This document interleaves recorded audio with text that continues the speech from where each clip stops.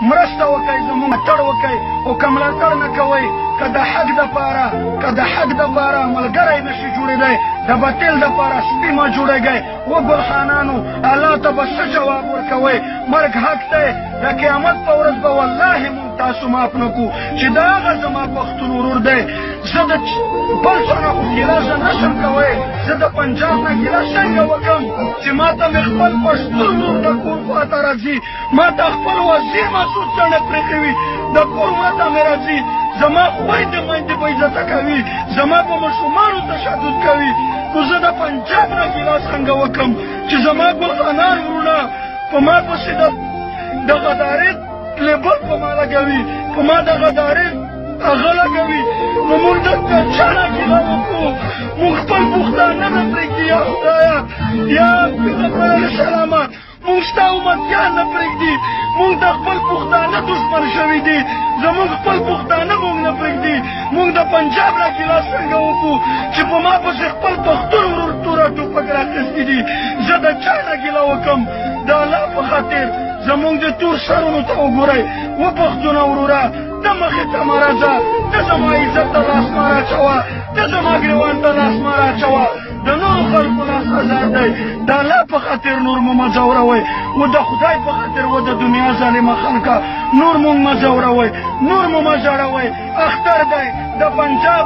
پلاران وروڼه خپلو بچیانو ته تحفې اخلي هغه خپلو بچیانو ته د اختر کپړې اخلي زمونږ د پاچا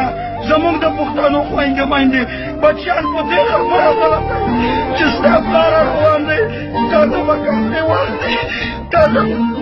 ته به چوپې راوړي تا ته به څپلۍ اخلي زمونږ د پښتونخوا خویندې بچي په دې خبرو غلطوي زمونږ یتیمان په دې خبرو غلطوي د الله په خاطر نور د پښتنو ملاتړ وکړئ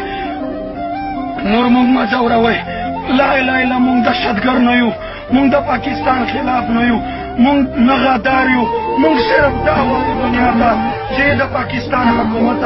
ای د پاکستان ادارې په مونږ د چې کوم د دهشتګردۍ هغه لګولي دي لیبلې د الله په خاطر وختون کوم د ورورولۍ د اسلام یو نوم دی مونږ نور مه ځوروه مونږ دهشتګر نه یو مونږ جنګ نه غواړو مونږ سوله غواړو مونږ امن پسند خلک یو د الله په خاطر ډېر دې وځورولو په لا اله الا چې نور د برداشت نه خبره وتې ده نور مو مه ځوروه د خدای خاطر وکړه د الله خاطر وکړه نور د پښتنې میندې مه ژړوه نور پښتنې سرتورې مه تورسر کوه نور د پښتنو کورونه مه ورانوه زه ټولو پښتنو ته بیا دغه خواست کوم چې د چا هغه باندې د خوشحالۍ هغه نه راځي اوښکې نه راځي نو زمونږ زړونه ژاړي زمونږ زړونه ژاړي په دې خاطر مو د سترګو نه اوښکې راځي د الله خاطر وپښتل و مسلمانانو زمونږ ملاتړ وکړئ زمونږ سره څنګ په څنګ ودرېږئ کنې والله دا شپې به په تاسو راځي